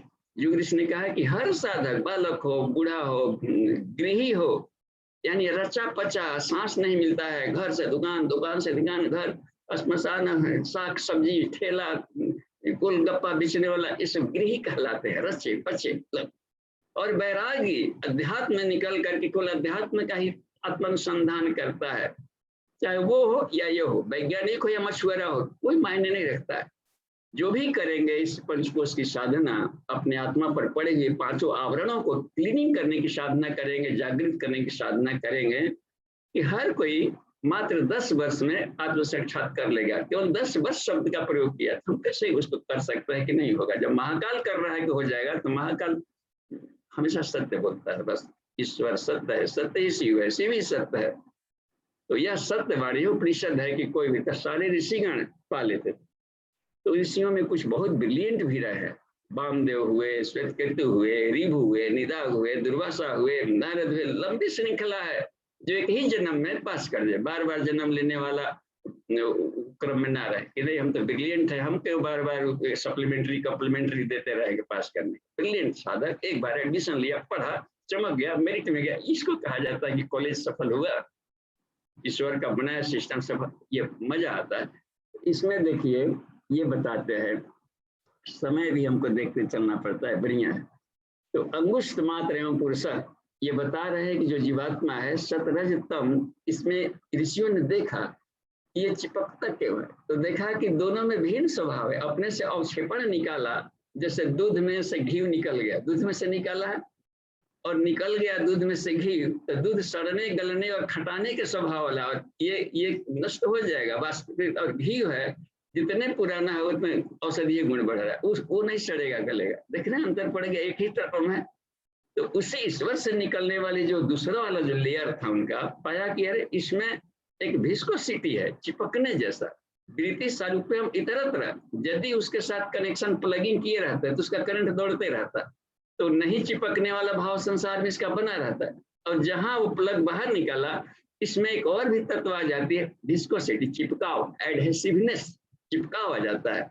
और वृत्ति सारूप्यम इतरत्र, इसी को पतंजल ने कहा है अपने सूत्र में कि यदि आत्मस्थिति नहीं रहेगा, यदि रहा आत्मस्थिति, विरुद्ध किया चित्त की वृत्तियों को, तो स्वरूप प्रतिष्ठाएं हम कर लेगा और अखंड आनंद शांति पाएगा। और यदि इतर हुए तो वृत्ति स्वरूप, मन है तो मन कहे कि मैं मन हूँ, मन को कष्ट होता है, उतार शोक मोह, तो कहे कि मैं रो रहा हूँ, मैं शब्द का प्रयोग कर देगा, मन में चित्त है। भूख लगी तो मुझको भूख लगी है, मैं चल रहा हूँ, शरीर चलता है, ड्राइवर बोले कि मैं दौड़ रहा हूँ, मैं, तू कहाँ दौड़ रहा है, तू तो भीतर, तू अलग है, ड्राइवर देखो तुम्हारा गाड़ी दौड़ रहा है। तो इसी को नचिकेता कहा, तुम शरीर से बाहर चलो, तुम शरीर नहीं हो, शरीर के भीतर हो। बस तुम चाहो तो अभ्यास करो आत्मानुभूति योग से, शरीर को शून्य मानो, सूर्यात्मक देखो कैसा। 8वें वाले में देखिए, अंगुष्ठ मात्र रवि तुल्य, आत्मा का ध्यान करने को इसमें टेक्निक बताया। अंगुष्ठ मात्र पुरुषम, छोटे से अंगुष्ठ माने छोटा सिक्का, उन दिनों सिक्का वगैरह हो सकता है कि चौकोर हो, हमने देखा अपने ही जन्म में कि वो चौकोर भी शीशे होते थे। तो अंगूठा का मान लिया, कहा कि बस ये मान लो, एक गोलाकार छोटा सा टीनी सूर्य के रूप में अपना ध्यान कर। बहुत पार्टिकल जैसा तो हम देख नहीं सकते, लेकिन कह दिया है कि इतना कि आंखों के लिए थोड़ा सा वो ध्यान करने लायक हो जाए। एक टीनी सूर्य, शुभ ज्योति के पुंज अनादि अनुपम, बस ब्रह्मांड व्यापी आलोक करता, अजर अमर शांति और आनंद की किरणों बिखरने वाला एक छोटे सूर्य के रूप में आत्मा का ध्यान कर, यहाँ पर ही बता रहा है। और संकल्प तथा अहंकार से युक्त है, जो बुद्धि और आत्मा के विशिष्ट गुणों से युक्त है, यानी ये लेयर्ड है उसका। कहा कि संकल्प, अहंकार, बुद्धि युक्त, यानी मनोमय कोश, प्राणमय कोश, प्राणों का भी अधिष्ठाता है, यानी प्राणमय कोश में 10 प्राण है, इस सब का लेयर्ड वाला है। एक बता दिया है इसमें, वह जीवात्मा इस वैरायटी का है। तो इस तरीके से हम ध्यान करें अपने पंच कोशों का। और यह बताया कि वो भी उतना साइज नहीं पूछा है, इतना बड़ा साइज है और विभिन्न में जाता है। मान लीजिए अंगूठे का साइज है जीवात्मा, और मच्छर जनी में जाना है तो मच्छर में कैसे घुसेगा, वो फट गया उसका। अब यह बता रहा है कि बालाग्र शतभाग से शतधा, एक बाल के नोक का 100 घातांक 100 गुना सूक्ष्म किया जाए, यानी कि नॉन विजिबल हो जाएगा। इतना सूक्ष्म है, शून्य भी है तो शून्य की भी इकाई होगी, यूनिट है वो। बस कहना है कि अब उससे शून्यता, सूक्ष्मता की पराकाष्ठा नहीं है। और कोई जितना ही सूक्ष्म होता है उतना ही शक्तिशाली होता है। ढेला से मारेंगे तो माथा भट्टी की फूटेगा, और एटम बम से मार देंगे जो दिख नहीं रहा है उसको कोई ब्लास्ट कर दे, इलेक्ट्रॉनिक, और उसमें कर दे न्यूट्रॉन बम, इलेक्ट्रॉन्स का, उसको यदि फोड़ना शुरू करे तो गुरुदेव ने लिखा है एक परमाणु सारे ब्रह्मांड को फाड़ सकता है यदि उसके सारे घटक ब्लास्ट हो जाए तो। इस तरीके से बात है कि जितना सूक्ष्म है वो बहुत शक्तिशाली है, सूर्य के भीतर से छेद करके भी जर्नी कर सकता है। तो यही इसमें बता दिया है कि नोक के सदृश सूक्ष्म है। तो परमात्मा से यह भिन्न स्वभाव वाला है, इसका मतलब है कि उससे निकला है, लेकिन ये नेचर भिन्न है। दूध से घी का नेचर भिन्न है, घी से पनीर का नेचर भिन्न है, पनीर से खोआ का नेचर भिन्न है। देखे ना, सबके अवक्षेपण निकला है, लेकिन अपनी सत्ता अलग बना लेता है। ठीक है, आगे हम लोग देख लेते हैं। अन्न जल सेवन से बताता है, जिसे अन्न खा लिया शरीर मोटा गया, अन्नमय कोश, अन्न रसेन भूतवा, अन्न से रस उत्पन्न होगा, अन्न रसेन वृद्धि प्राप्या, भोजन खाएंगे मोटा कर हेंडरा भेंडरा हो गए। अब दुबला गया, कोई बात नहीं, दुबला गए तो हड्डियां तो बची है, और हड्डियां बची है तो मांस थोप लेंगे ऊपर से, हड्डियां बची रहनी चाहिए। दधीची की तो हड्डियां ही केवल बची थी, लेकिन वो रडार से कम नहीं काम कर रही थी, और हड्डियों से ही वज्र बनता है। इसलिए जो दुबले हैं वो निराश ना हो, ये स्टील है बस, उसमें चक्रों के भीतर में जो हीट पैदा करेंगे, हड्डियां रहेगी तो मांस ऊपर से लपेट लेंगे जितना चाहेंगे। तो ये कहता है जैसे अन्नमय से शरीर को घटा बढ़ा सकते हैं, ऐसे ही जीवात्मा का अन्न होता है, उसका संकल्प, उसका इमोशन, उसकी भावनाएं, ममत्व, यही जो है इसको चाहे तो ममत्व कम करेंगे तो चिपकाव कम हो जाएगा। निर्मम बन, निराशी बन कहते हैं, जो चिपकने वाला गोंद था उसको तो कम कर दे, यानी कि अनाज कम कर दें, हमको बहुत भारी हो गया, हमारा हमको आसन होता है, प्रज्ञा योग में झुकने नहीं आता, ठीक है थोड़ा सा स्लिम बॉडी बना लो, चिपकाव है थोड़ा कम कर दे, आसक्ति है तो दुख हो रहा था तो अनासक्त कर, काम करते हैं तो फंस जाते हैं तो अनासक्त कर्म कर, नहीं चिपकने वाला कर। इसमें कहाँ दिक्कत सी आ रही है, सिर्फ अपने को प्रैक्टिस करना है, अभ्यास करना है। और उसके बेटे हैं तो कम से कम वो उसका सारा गुण है, डीएनए तो अपने भीतर में उसका, यही सारा बता रहा है इसमें से। अब देखिए श्रद्धा भाव से प्राप्त होने वाले अशरीरी, यहाँ पर टाइम हो गया है तो देखिए अंतिम वाले 14वां सूत्र को हम देखें कि श्रद्धा भाव से प्राप्त होने वाले ईश्वर कैसे मिलता है।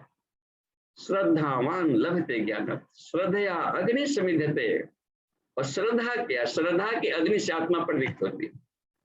जब भी मिलेगा तो एक इसमें एक तत्व बताया, वो कौन सा सूत्र है, कौन सा मसाला है, कौन सा उपहार है जिससे ईश्वर मिलेगा। कहा था कि लड्डू उड्डू सब नहीं मिलते हैं, लिखते इसमें लिखते हैं श्रद्धा। श्रद्धा को हम कहाँ देखेंगे, लड्डू तो दिखाई पड़ रहा है।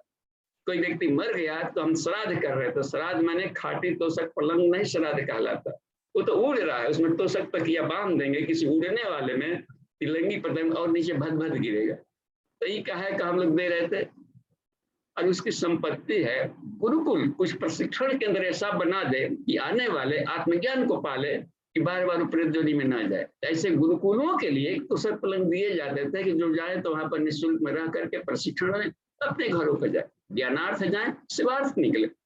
हम लोग जिस स्कूल कॉलेज से पढ़े हमने तो नहीं बनाया, तो क्या पितरों का ऋण इतना नहीं होता है कि हम केवल कर्ज लेकर के न मरे। हम भी कुछ लोग स्वावलंबी, इसके लिए इसको पिंड कहते थे, पिंडदान संसाधन दान, और परिश्रम करते हैं तो इसको तर्पण, पसीना निकला तो उसको तर्पण कहते हैं। व्यस्तम तत्शुभम कर्मम श्राद्ध तर्पण उच्यते। तो श्रद्धा सद्भावना को ही श्रद्धा का विशेषण श्राद्ध हो गया है, जिसको हम लोग यहाँ पर भी अब यही देख रहे हैं कि श्रद्धा भाव से उसको पाते हैं। और श्रद्धा क्या है, आदर्शों के प्रति अटूट प्रेम को श्रद्धा कहते हैं।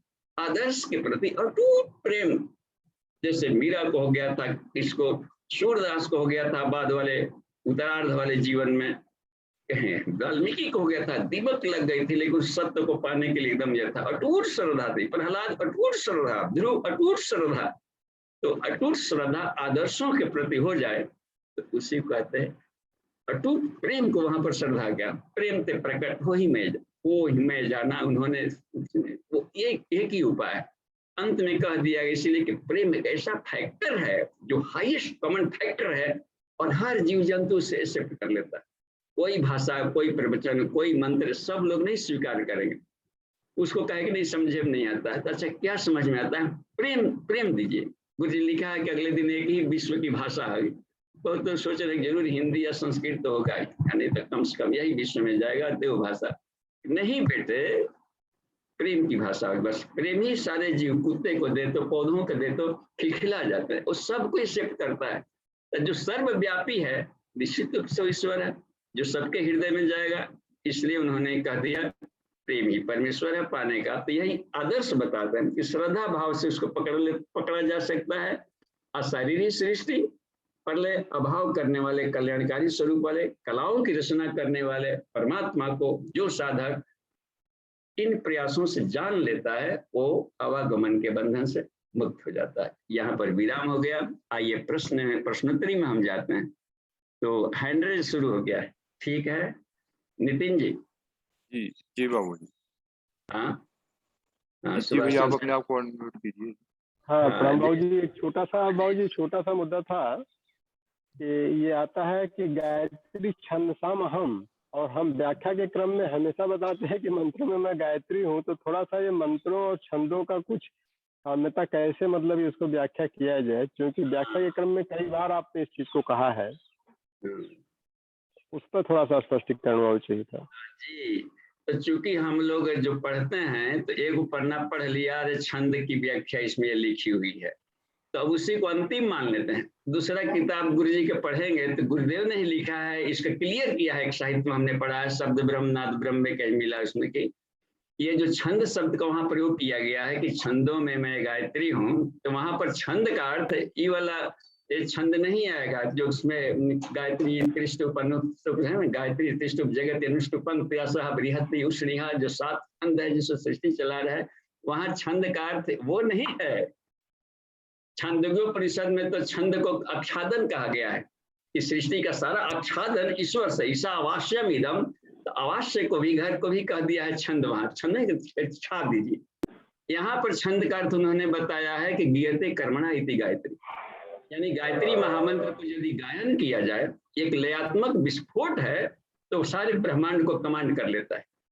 यह अर्थ दिया है पूज्य गुरुदेव ने, न कि हम सब अनुष्टुप छंद फलाना वेद का मंत्र है। गायत्री महामंत्र यही है जिसको विश्वामित्र ने खोज किया है, सारे वेदों का सार जिसको कहा गया है, और इसको यदि लयबद्ध गाया जाए, नहीं होता है फ्रीक्वेंसी पर, तो यदि हम 5 मिनट में, देखिए सुनिए साइंस इसका, 5 मिनट में 100 टाइम्स गायत्री मंत्र का एक हार्मोनिक वे उच्चारण कर ले तो ब्रेन से अल्फा रेडिएशन निकलने लगता है और वो पूरे विश्व में एक साथ घुल जाता है। यह लय का एक क्रियात्मक गति है कि क्या लय हो। यज्ञशाला में अलग लय से उन्होंने बताया कि इस मंत्र को, और वही जड़ी बूटियों के लिए उदाहरण देते हैं, सामवेद में इसको गाकर भी कर सकते हैं। तो गीयते कर्मणा इसलिए तो छंद रूप में।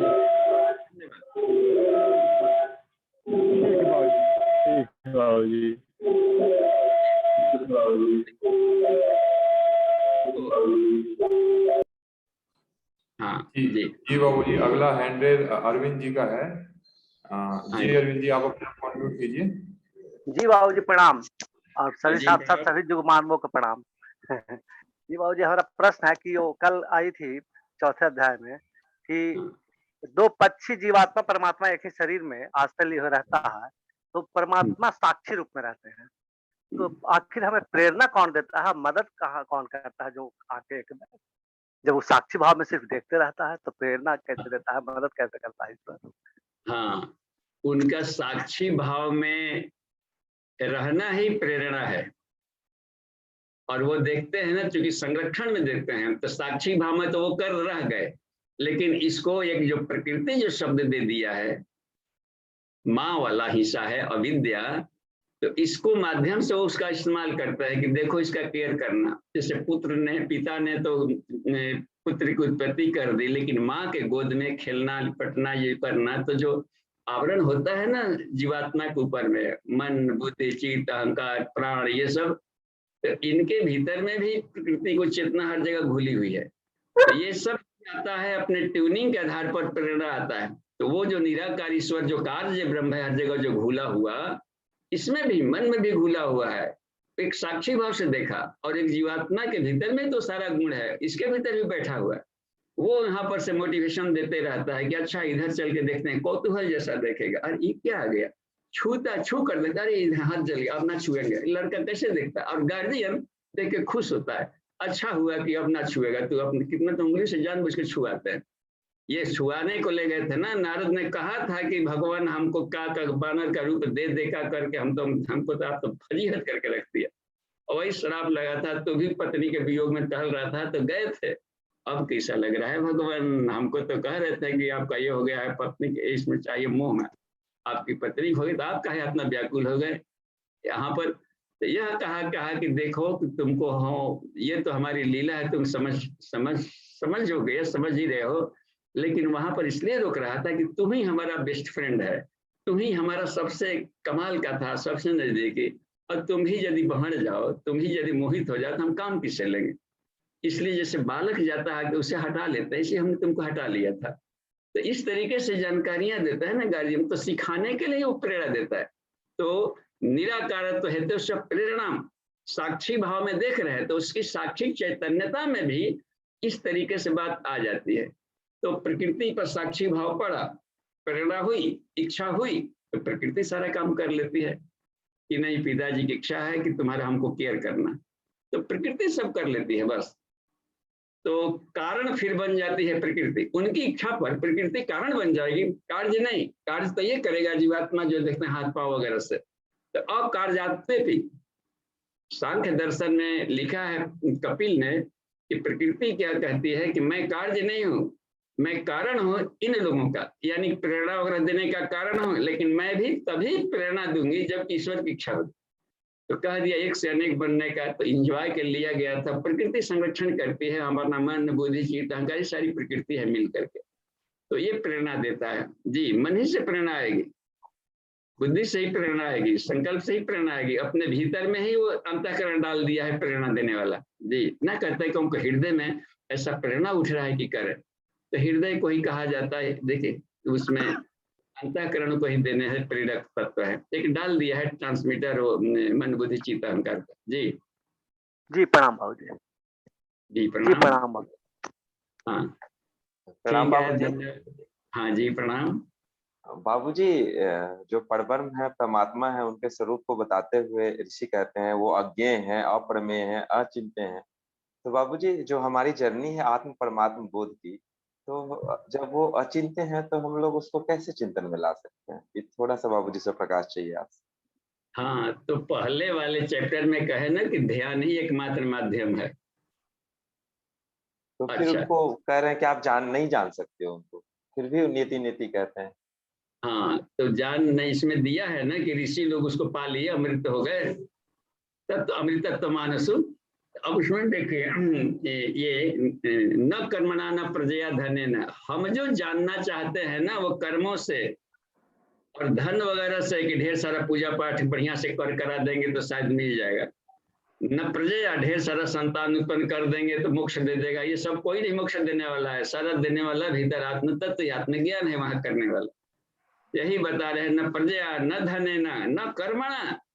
अच्छा, उसमें नायम आत्मा प्रवचन न लभ्य, हम लोग ज्ञान के माध्यम से ये वाला ज्ञान से पाना चाहते हैं ना कहीं कुछ, तो यहाँ पर ये संघक है। और इंद्रियों को जो उत्पन्न किया है तो इंद्रिय कैसे जान सकते हैं इसमें? तो साफ है जो इंद्रियों का स्वामी है मन, मन का स्वामी है बुद्धि, बुद्धि का स्वामी है देखिए वहां पर प्राण बन जा रहा है, उसका भी स्वामी है आत्म तत्व। तो आत्म तत्व ही जानेगा जीवात्मा यदि ऊपर की तरफ में देखेगा कि हमारे भीतर में क्या है, तो आज्ञा चक्र में जब जाते जाते जीवात्मा की स्थिति स्पष्ट हो जाती। और ऊपर से ये सारी प्रकृति को भी छोड़कर ओम को भी छोड़ करके एकाकी यात्रा में धकना पड़ता है बिंदु साधना। देखिए उसमें नाद और बिंदु साधना आती है।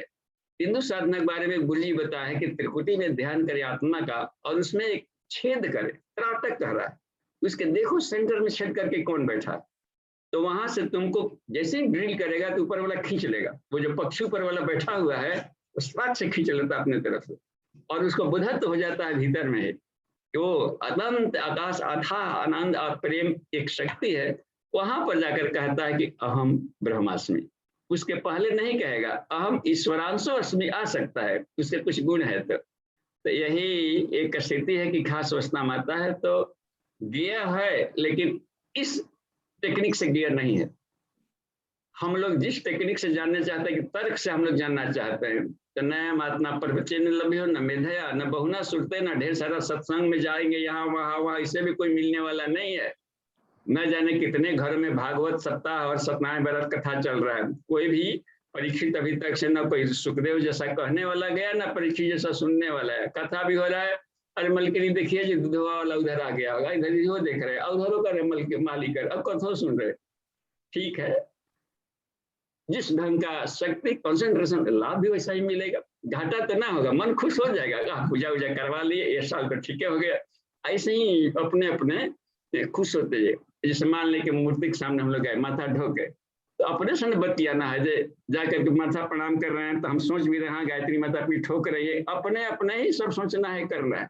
वो तो बेचारी यूं करके बैठी है और कैसे कीजिएगा तो ऐसे मूर्ति की है, तो वो अपने से अपने में भीतर से ही टॉक करना पड़ता है। जब टॉक ही करना है तो ठीक है ऐसा किया है कि ठीक है बेटे, मम्मी प्रणामो करता है कि पढ़ते उड़ता है?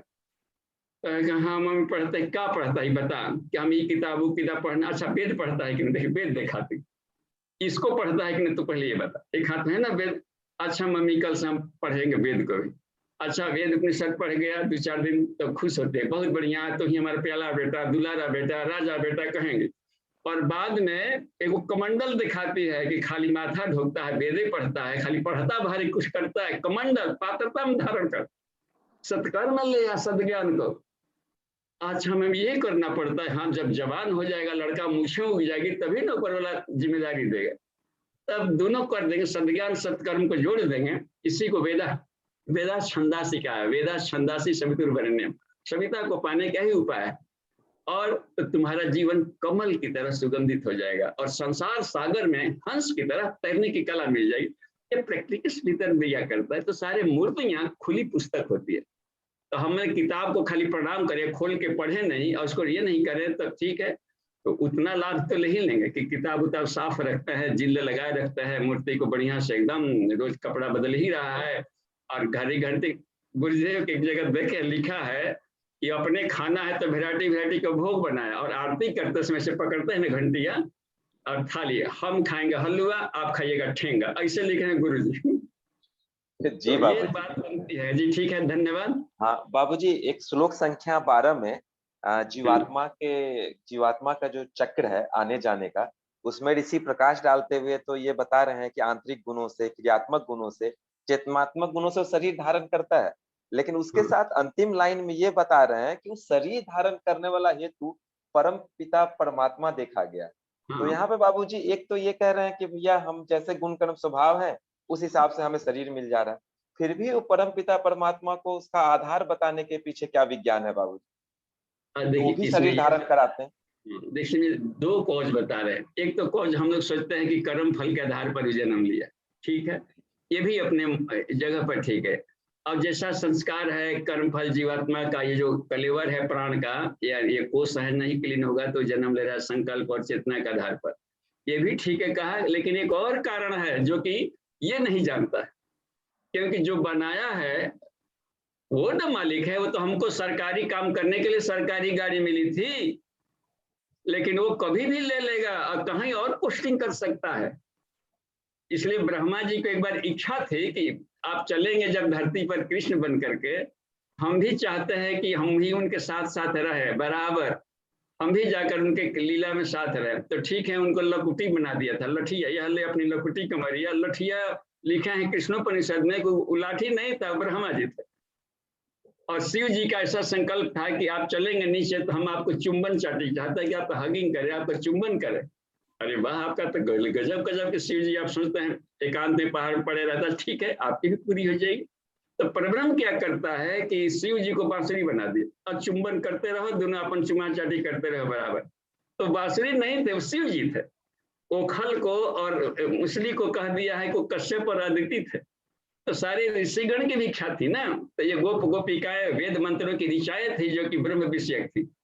तो यही सब बात बताई गई है कि वो उसकी इच्छा है, जब चाहेगा उत्पन्न किया है, समेट लेगा। तो एक तीसरा कारण भी है, आज शुरू में लिखा है कि अकार्य, वो बिना मतलबों का भी निकाले। जब एक ही एक है, अब दो हम लोग है ही नहीं, तो हम काहे कहेंगे हम काहे पैदा किया। और उसको अपने ढंग का काम लेना है, ले लेगा। पदाधिकारी आपको बीचों में कह देगा कि डिग्रेड कर देगा, अपग्रेड कर देगा, फिर कह देगा चल तुम रिजर्व सेल में जाओ, जब बिल्कुल खत्म होगा तो ले लेगा। वो अपने ऊपर है ना। तो जो लौटने वाली सृष्टि है, पितर लोग तक लोग लौटता है, मुक्त जोनी वाले, देव जोनी वाले, प्रजापति जोने वाले देखे ना। तो विराट अजाय तो विराजो अधिपुरुष, ब्रह्मा विष्णु महेश को भी कंट्रोल करता है वही, ये सारे घटक बना करके। इसलिए कहा है कि ब्रह्मा लोक तक भी साधना करे तो पुनरावर्ती है। तो जिस देवता करेंगे उस लोग पे जाएंगे, सुख लेंगे और अपना भाड़ा और अपना खत्म हो जाएगा तो सिनेमा हॉल खत्म, चलो निकलो निकलो, बस उतने भर तपस्या था, ढकेल दिया जाता है, जाओ स्वर्ग का खत्म, वसूल, फिर अपन झूलते रहो। तो इसलिए कहा गया है कि निष्काम साधना करेंगे। जो हमको उपासना करता है बजट बम लोकम, देखते हैं ना, छलांग लगा जाता है। इसी को तपस्या कहते हैं। और सुनिए, तपस्या किंग तपस्या, तपस्या क्या? हम लोग कहते हैं नवरात्रि में तपस्या करेंगे, तो निरालंबोपनिषद में पूछा गया है कि तपस्या क्या है। उसमें साफ कहा है कि ब्रह्म सत्य जगत मिथ्या इति प्रत्यक्ष ज्ञानाग्नि ना, इसके द्वारा ज्ञान प्राप्त कर लिया प्रत्यक्ष बुद्धत्व का, तब क्या करे, ब्रह्मादि जो लोक है, ब्रह्मादि ऐश्वर्य आशा सिद्ध संकल्प बीज समताप तप, ब्रह्मा लोक तक के सुख सुविधा को भी जब उसको नहीं खींचा, उसको भी ठुकरा दे, तुम तो बार बार लौटने वाला है, ये समझना चाहिए। अब वो वहां पर चला जाए, उसको तपस्या कहते हैं। यानी अनासक्त को ही तपस्या, अनासक्ति को, और आसक्ति ही तपस्या की क्षीणता है। हम लोग सोचते हैं एक टांग पर खड़ा रहेंगे तो तपस्वी कहला जाए, नहीं नहीं, गुरुजी कहते बकुला भी एक टांग पर खड़ा रहता है, जहां मछली तक कहाँ महत्वावंत है। तो यह बात बताई है कि अनासक्त कर्म योगी तपस्या है, बस। ठीक है, थैंक यू। प्रणाम बाबूजी। जी धन्यवाद। जी बाबूजी, चैट बॉक्स में कुछ प्रश्न आए हैं। तो पहला प्रश्न जो है कृष्णा चौधरी जी का है। ये पूछते हैं कि साधना में कमाल लाने के लिए स्त्रोत, जप और ध्यान में से कौन ज्यादा महत्वपूर्ण है? हाँ, तो मनोमय कोश, इसका मतलब है कि अन्नमय और प्राणमय पर कमांड है डॉक्टर चौधरी जी का। तो अब देखिए, इसमें अब मन है, तभी ना मन में सब चयन चल रहा है। तो उसमें 4 गो टूल्स है मन को साफ करने का। ध्यान, त्राटक, तन्मात्रा, जपा नाम साधना। तो पहले तो हम जप का, चूंकि शुरुआत में जप दिया गया है, जप का दीक्षा दे दिया गया है कि इस मंत्र को बड़बड़ाना। आगे दिया है कि खाली जप मत करो, साथ में मेडिटेशन करो। तो जप प्लस ध्यान की समन्वित प्रक्रिया लिखा है। नहीं, पहले अभी जाते हैं जप करेंगे, अभी ध्यान बाकी है, काहे का 2 in 1 क्यों नहीं कर लिया? समय बर्बाद करने के लिए दाल अलग पिएंगे, सब्जी, दाल और सब्जी को फेंट देता, खिचड़ी बना देता तो अमृतासन कहला जाता। तो जप और ध्यान की समन्वित प्रक्रिया। फिर भी यदि मन भाग रहा हो और व्याकुल हो रहा हो, रो रहा हो, इसके बाद भी नहीं समझ पा रहा हो, तो त्राटक कर। त्राटक माने कॉन्सेंट्रेशन बढ़ा ले, जिस पर, जिस सत्ता का तुम मेडिटेशन कर रहा है उस पर एकाग्रता हो जाए, इतना हो जाओ कि एकाग्रता में गहराई तक, बहुत दूर दूर तक चला जाओ कि उसमें रच पच करके उसके संस्कार से ओतप्रोत हो जाए। नहीं, अभी भी उतना मजा नहीं आ रहा, फिर भी भाग जा रहा है। तो एक है, चौथा है रिंच पिलास, वैसा भी होता है स्लाई रिंच, या तो खुलेगा नहीं तो टूटेगा। उसमें बता दिया है तन्मात्रा, तो रूप रस गंध शब्द स्पर्श पर नियंत्रण करने वाली प्रणाली है, उसको तन्मात्रा साधना कहते हैं।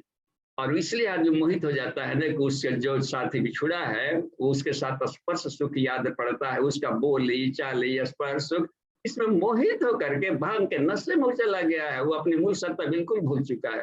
तो मोह बद्धता ही दुख का कारण है।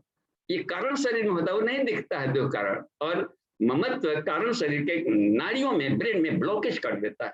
और इसलिए ये प्रकृति क्या करती है कि सृष्टि की सबसे प्रिय वस्तु हटा देगी, क्योंकि वो उस समय नहीं हटा पाएगी तो फिर अन्य योनियों से नीचे वाली योनि में चला जाएगा, मुहबद्ध वाले योनियों में चला जाएगा। तो दयालु करती है हमें कि हमें संभाल देती है, और संभाल करके आत्मबुद्धत्व की शक्ति हो जाती है। जब नरसिंह मेहता अपने पति पत्नी इतना प्यार करते थे कि एक अजब अलग उदाहरण थे नरसिंह मेहता का दाम्पत्य जीवन। और सडन संसार की धारा में हम लोग चल रहे हैं, अनेकों इसमें भंवर पड़ते हैं। पति पत्नी 2 कुंदे थे, साथ चल रहे थे, वेद में 2 कुंदे कहा है, इसको साथ चल रहे हैं। और कहीं भंवर में एक कुंदा डूब गया तो दूसरा भी उसमें डूब जाए, ये नहीं है, अगली जर्नी था कि दोनों गोल कहाँ था जाने का। एक साथ ही किसी कारण से 2 फौज चल रहे, झंडा वहां गाड़ रहा था, तो हम उसके भी बल को लेकर के सूक्ष्म शरीर में साथ वहां पहुंचेंगे, न कि दूसरे उस कंधे के साथ डूबेंगे। तो यही बात उसमें बता दी गई है कि अन्यत्र को लेकर के उस जर्नी को, उस पाने की बात थी।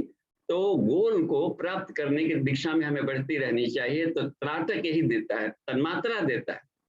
कृष्ण के अर्जुन भी दूसरे अध्याय में जो मोहग्रस्त हो गया था ना कि नहीं हम नहीं करेंगे जो, तो उन्होंने कहा था कि मात्रा स्पर्श तो कौंतेय, हे अर्जुन तुमको दुख का, विषाद का एक ही कारण है, कफ का, तुमको स्पर्श सुख है और विष पितामह छूट जाएंगे। जो तुमको बुलाए होंगे, कभी कभी रुसते होंगे तो गोद में आते होंगे, सहलते होंगे। ये जो स्पर्श सुख का जो तुम्हारे दिमाग में एक बन गया है ना, वो तुम्हारे दुख का कारण बन रहा है। और ये आगम अपाइनो अनित्य, ये आने वाले हैं, जाने वाले हैं, ये परिवर्तनशील हैं।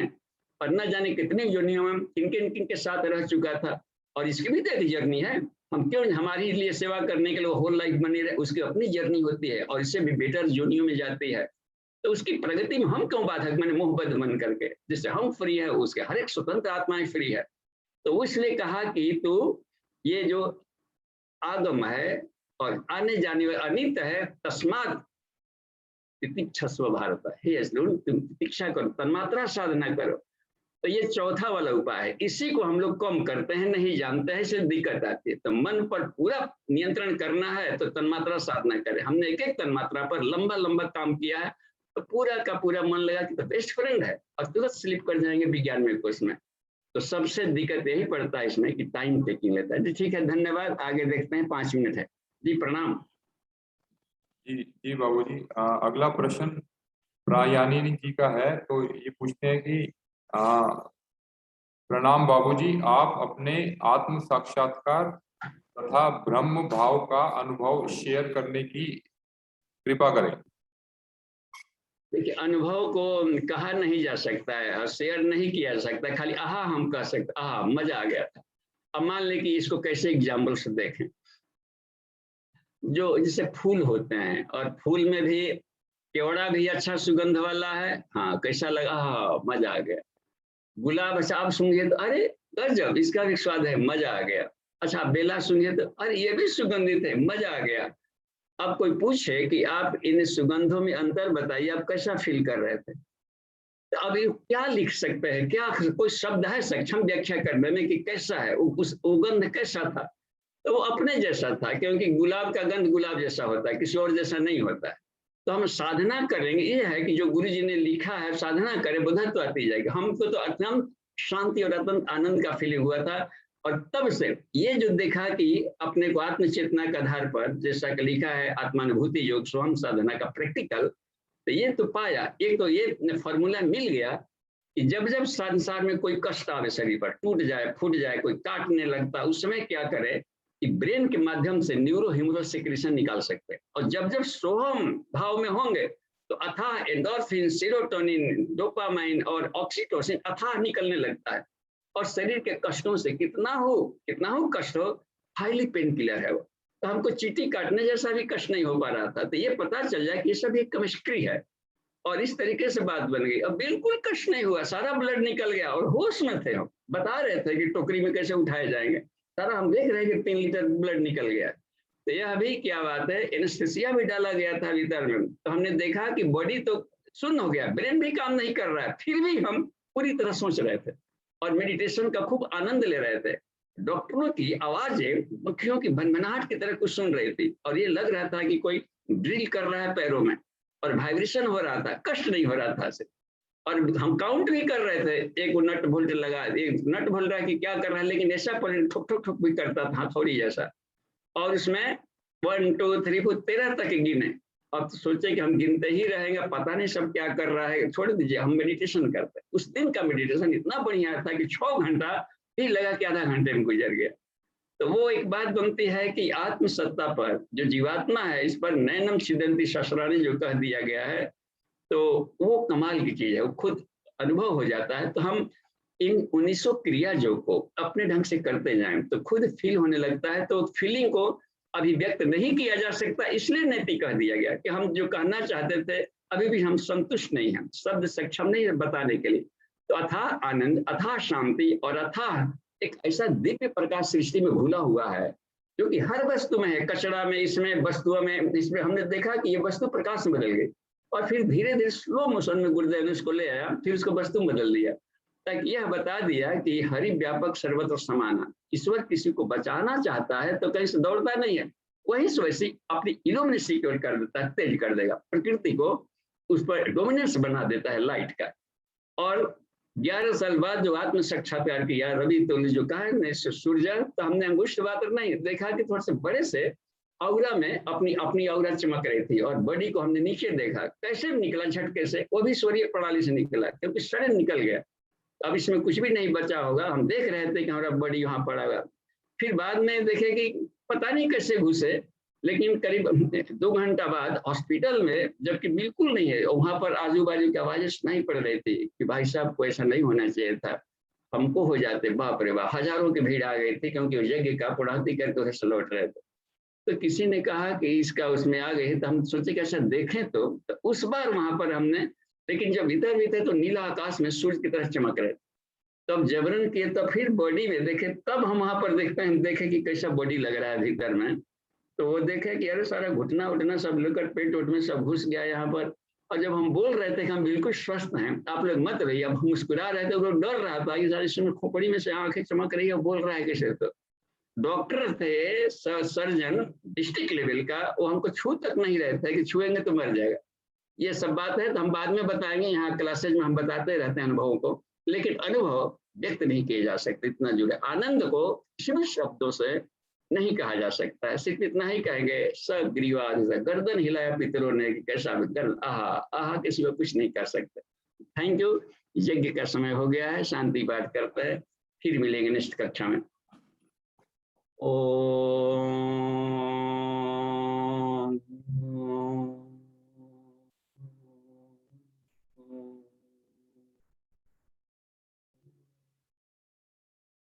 शांति शांति शांति। समाप्ति। प्रणाम।